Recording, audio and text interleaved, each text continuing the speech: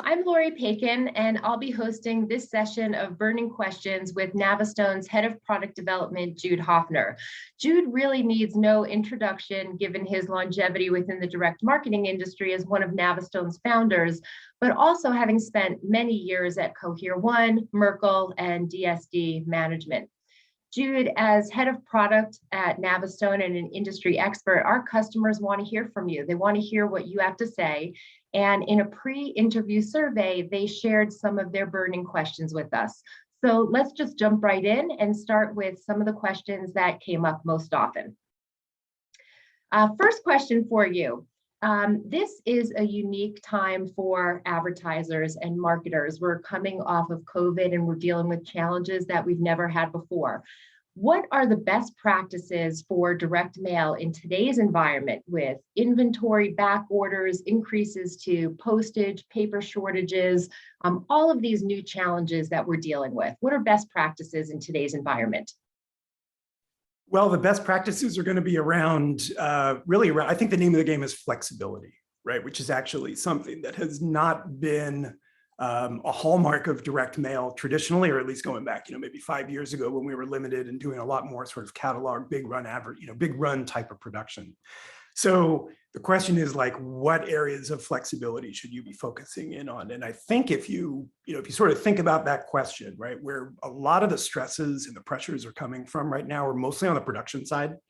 So, you cited, print constraints, paper constraints, to some extent, supply chain, postage is moving. It's not really a production constraint, it's sort of a cost constraint. So when I think about that, a strategy to combat that with flexibility in mind, I'm thinking about suppliers, right? And I'm thinking about my production strategies. So, I'd start looking for, how can we make direct mail more flexible and more nimble? How can I make my direct mail program more flexible and more nimble? So on the print production side, I'm thinking about, how do I set myself up to be able to do smaller print runs, for example? How do I leverage, digital presses? So I'm going to be looking for partners who sort of have that as part of their production offering. And then the other thing, it sort of sounds a little bit like a pain in the ass. I don't envy people who have to think about this too much, but probably want to be thinking about diversifying your supplier portfolio a little bit more than you have in the past, right? So you might have to have multiple print partners or multiple solution partners that you're working with, because, I don't know about you, I feel like what we've seen with some of our customers is they've had, a primary printer or primary production partner that maybe they were working with, and they just flat ran out of paper, right? And if you don't have a backup, if you don't have a plan B, a plan C, or even better still, like 3 plan A's, then you're in a pretty vulnerable position. So I think those are the areas that I would be focusing on from a direct mail best practices. Usually in the past when we've thought about this, like, what are direct mail best practices? And it's things like you should be doing testing and creative testing. And I think right now, the focus probably for the next, 3, 6, 9, 12 months until these production issues sort of sort themselves out, I'd really be focusing there. Jude, what do you think about how to deal with back orders? The worst thing from, many of our customers' perspectives is making a sale, having a customer expecting to receive merchandise only to find out that it's on back order, maybe 30 days, 60 days, 6 months.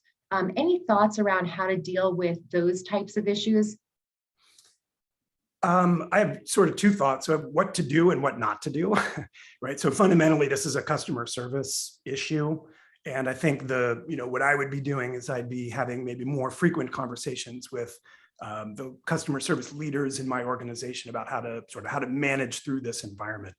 The thing not to do, what we've seen in the past, I've definitely seen this in the past, especially in more of a consulting capacity. And it wasn't so much when supply was like dried up, where there were back orders, it was actually when demand was soaring, right? So the example would be, you test out a program, you test out a new strategy, and it works better than you expected. And so now you're caught in the same position where you've got back orders. And what I've seen marketers do is turn off the marketing, right? And you're solving a customer service problem by reducing your marketing effort. And that just doesn't make any sense, right? There's got to be a way around it that is really, let's have the conversation with our customer service leadership and think about a way to maintain the demand and keep our customers as happy as they can be. Plenty of people in the industry have plenty of stories of taking, lemons and turning them into lemonade around this. You got to think of it. It's a mindset, it's a growth mindset of how do we turn this constraint into a potential opportunity. The ones that think creatively about it are going to win. Not only will they win today, but they'll win like long term, right? The success stories here are about a customer who had an item that was on back order and suddenly you turn them into a 10-year customer, but that's all about the customer service strategy. They're not so much the marketing strategy. Yeah, I like the point that you made about not turning off our marketing efforts, because that is a really natural inclination. But when you think about the cycle as a whole, you have to keep feeding that top of funnel, because there's going to be that time where supply is back where we were expecting it to be, but now we don't have enough of that demand. So it's really important to make sure that you're managing both ends of those. And I do think customer service is a really big part of it. One thing that I have noticed as a consumer, and I've noticed some of our customers doing as well, when a consumer is ordering a product that is not available, again, to your point about customer service, absolutely make sure that you are being transparent with them from a timing perspective. I think the worst thing is setting an expectation that something will be received in 14 days and then 13 days later, you're updating them that it's actually a month out, and then 29 days later, you're updating them that it's 6 months out. So really being transparent with, what the delays look like and when they could expect to receive what they purchased. And the second thing that I saw that I thought was, some retailers are doing really, really well is guiding the consumer to a like product. So I might have been on your site looking at a particular product that you are out of stock on, but what is the closest product to that that is in stock, and kind of use your marketing efforts to drive people towards that in stock inventory. Yeah, can I share a couple stories? Of course. Come to mind. So one, over the years, we've seen a version of this story, the same sort of cut your nose off to spite your face. What the version of it was, demand was taking off and there weren't enough people to do fulfillment, right? So it was actually like a people problem. And marketers who were short-sighted made the same mistake. They're like, oh man, we got to turn off the phones because we don't have the capacity to fulfill all these orders. And it's like, call your sister, call your brother and get them into the warehouse. And then, exactly to your point, because, fast forward 6 months, a year, 2 years from now, you're going to have a smaller customer file. You will have shrunk your business. That's crazy. The other story I was going to share is really actually a personal one that you brought up, the steer them to a different product. So I'm going through this right now a little bit. I'm in the market for a bike, and I'll share the story because I think people have heard a lot about anybody who's even close to the cycling market has heard a lot about supply chain problems that have persisted since 2020 in the cycling market, right? We all know that everybody bought a bike in 2020. But I'm stunned to see that there's still issues here, a couple of years later. You would have thought it worked itself out, but it really hasn't. And so, I've been thinking a lot about the purchase, trying to get the right kind, the right size that fits. Got some fitness goals for myself that I'm trying to work toward. And, I'm working with a local bike shop, and it's a great example of what you're talking about, because the person that I'm working with, it's like, hey, here's what our limitations are, but here's some other options, and I think they'll be just as good for the objectives that you have for your physical level of physical fitness, for your size. And there's all these things that when you're investing a little bit of money in something like this, it becomes a pretty considered purchase, and frankly it's working great. I mean, as you were telling this story, I'm thinking, boy, I'm probably going to be a customer for life with this guy as long as I live here, with this local bike shop. And I haven't even bought anything yet. I can just see the way he's handling it. He's handling it the right way. And it's exactly as you say. Yeah.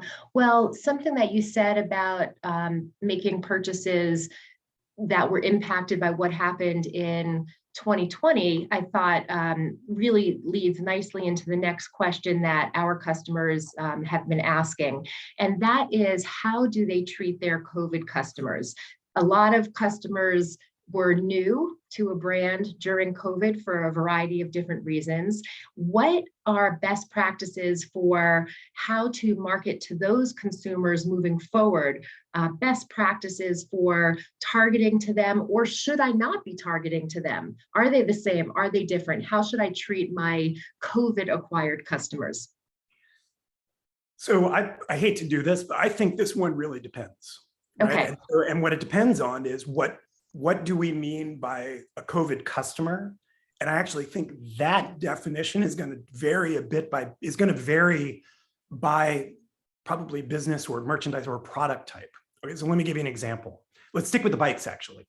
So somebody who bought a bike for the first time in April of 2020 is probably there's a really good chance that they're a COVID customer, whatever we mean by that, right? They made up what we mean by that, what the community is asking there is, how do I deal with what is very self-evidently a different customer behavior change? And so the question is, how do you determine if the change in customer behavior was really driven by COVID, or the sort of COVID experience? And I think that's an important question to ask now in 2022, because we are a couple of years removed. We're still sort of asking this question. New customers coming onto your file right now, I think you need to think carefully about whether those are COVID customers, right? So then the question is, all right, well, the folks that are on my file, my existing customers, how do I understand whether they are or are not a so-called COVID customer? What's different about them? And if you can detect that, then the what to do about it, what to do differently, is probably just going to reveal itself, right? So if they're a one-time brand new customer, brand new to the merchandise category in April of 2020, that actually, you know how to deal with that, right? That looks like a first-time customer that is new to your brand, and before COVID, you had hopefully had a strategy, for how to deal with that.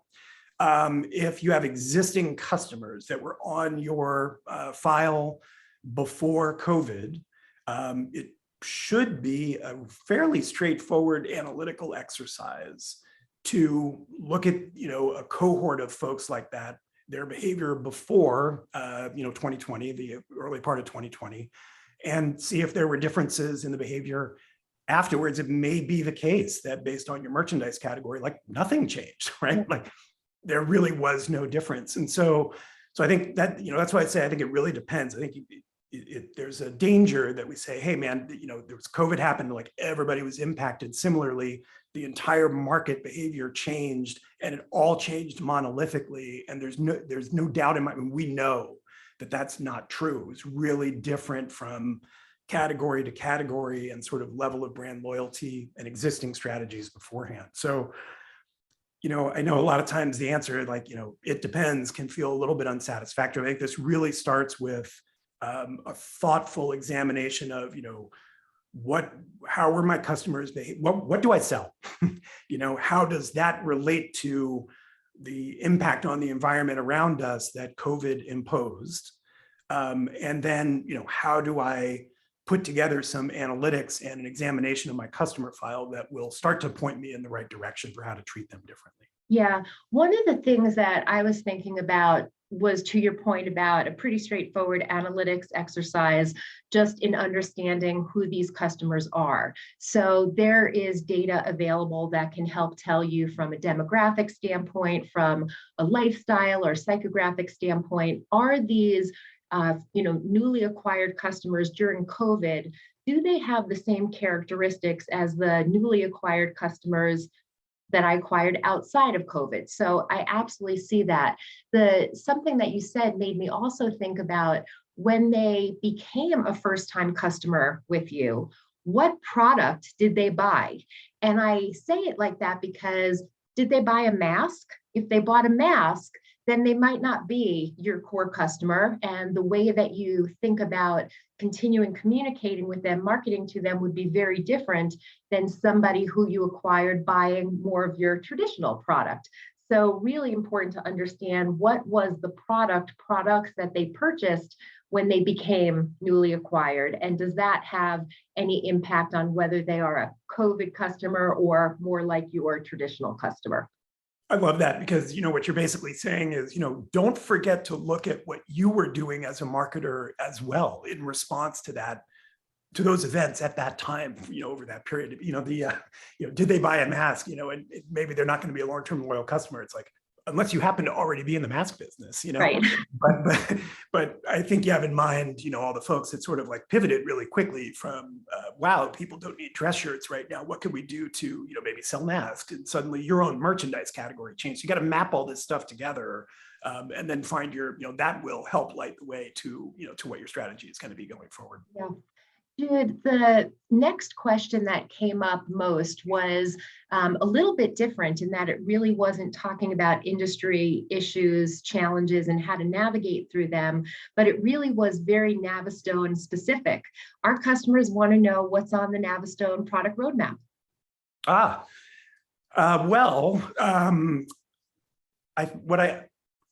What I can tell you is, I think maybe the best way to answer this is to share a little bit how we're sort of like thinking about NaviStone's future.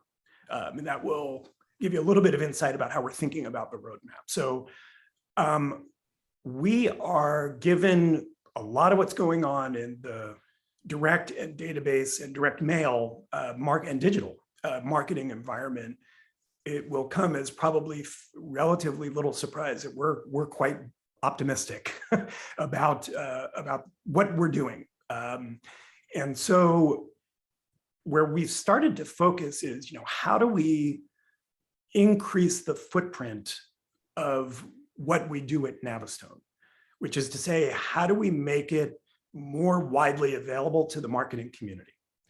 And so from a roadmap perspective, just at sort of a high level,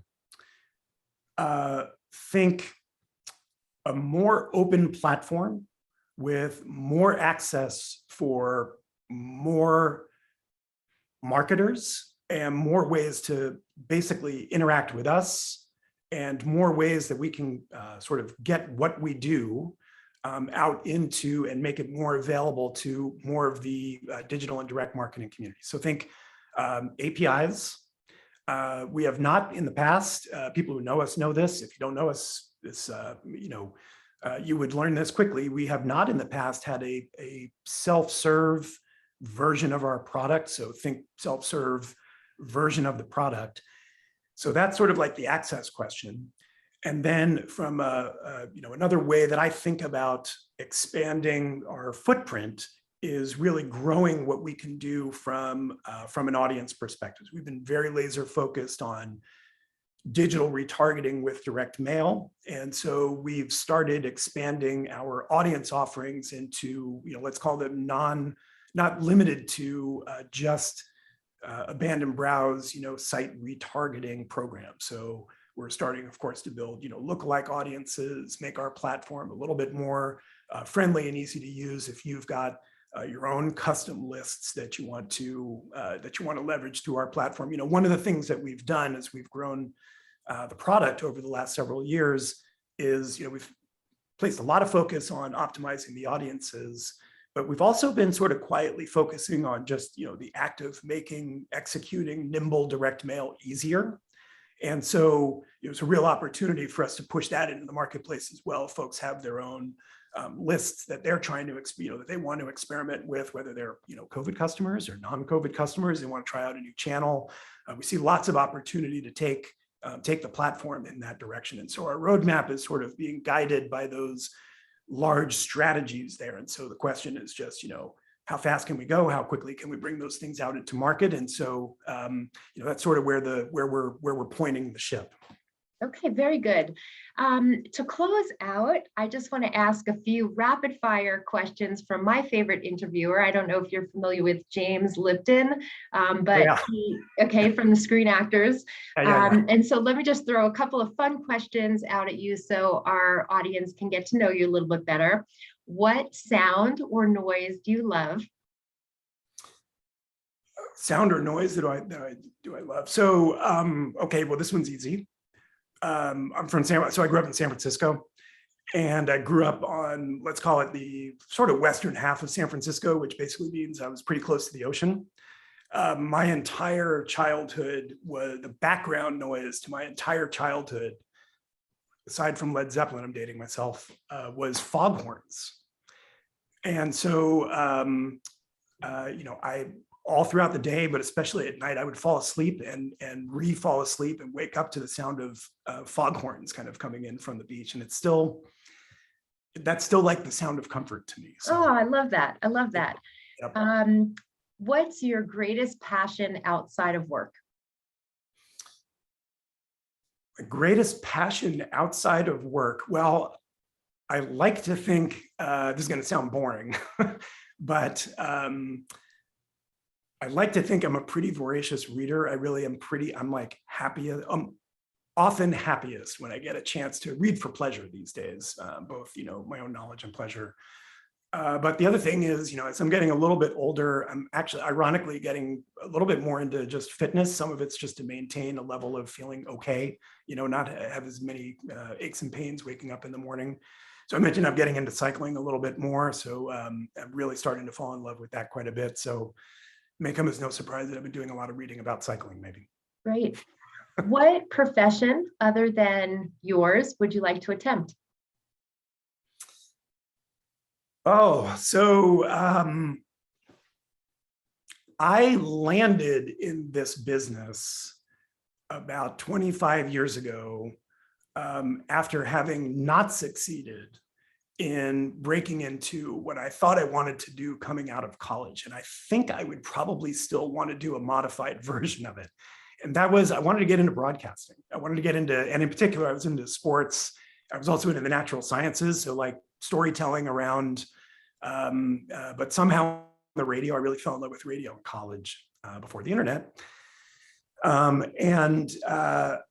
I think there's still something inside of me that would, if I could, I would get back into that. But I would say one other thing that sort of crept in since. So that didn't work out. Then I sort of landed in this, performance-based marketing, and I developed an affinity for relatively basic math, but stats and analytics and analysis that I kind of didn't know was there. So maybe the intersection of like sports and analytics, that whole profession has really grown up in the last 20 or 25 years. And every time I'm watching a game and I see all these cool stats come across, I think of the person who's in the back room that's feeding that into the broadcaster. And I think that would probably be like really fun. So, oh, very cool. Yeah. And then last, of course, what is your favorite curse word? Oh, fucking A. Well, thanks, Jude. I'm going to have to figure out how to bleep that. But thank you for sharing that. And to everybody who's joined in today, I hope you gained some great insights from Jude. And please tune in next quarter when you can get your burning questions answered from NaviStone CTO, Tom White. Thanks again, Jude. Always fun, Lori. Great to see you. Bye.